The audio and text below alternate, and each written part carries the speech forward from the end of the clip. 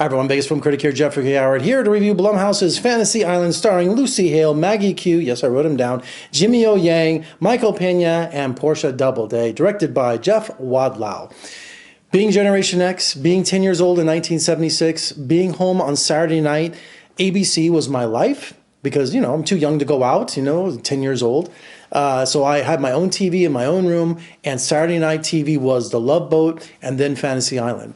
And like Love Boat and Fantasy Island, you would see what, at the beginning of the show, they would show all the different characters coming on, and Mr. Rourke would say, oh, Tattoo, this is so-and-so, he's here, his fantasy is this. And you'd see if it was interesting enough to watch. Even as 10 years old, I want to know if, that doesn't sound interesting, I'm not going to watch it. So I was really, for nostalgia effort, I was really curious to see what Blumhouse was going to do with Fantasy Island, because making it more horror and thriller. You could really twist this and really make it creepy. So we have the force for all the characters come on, and what I thought was really unique is that they take all their separate stories, all their different fantasies, and throughout the 2-hour movie, they start merging them to all kind of come together towards the end. They all kind of make sense in one big circle, which I thought was unique.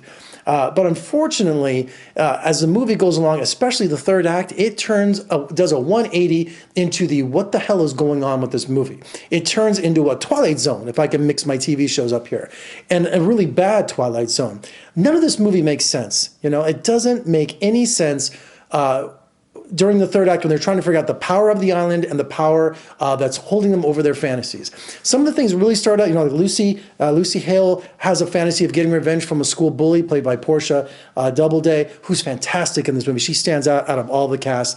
So there's kind of like a hostile moment where people are wanting their fantasies and having people either killed or tortured, or then they're living like a crazy party lifestyle, all these kind of things, and they all kind of come together. But in the third act, they find out the power of the island, and I don't want to, I'm trying not to give away one of the worst movies I've seen in a long time, but it just doesn't make any sense, to the point where you start getting headaches, you start questioning everything, nothing makes sense. This movie just starts to fall apart so quickly, and it should just sink in the ocean. It really should.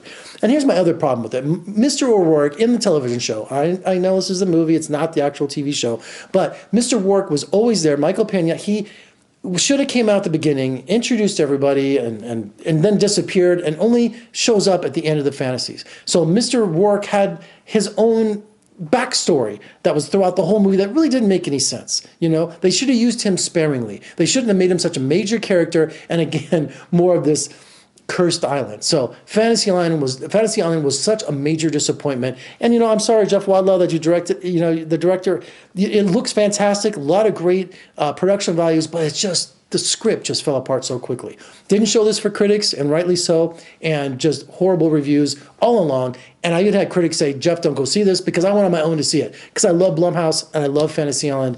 Major disappointment in this. So, ouch, boy, this bombed bad. This was a stinker. It really was.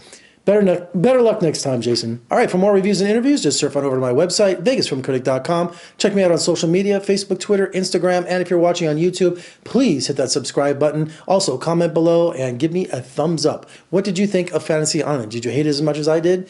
Yes. Thank God for AMC Stubs list, because, I get to see 12 movies a month for $20, and that was one of them. I'm Jeffrey Howard in Las Vegas. Thanks for joining me. See you next time.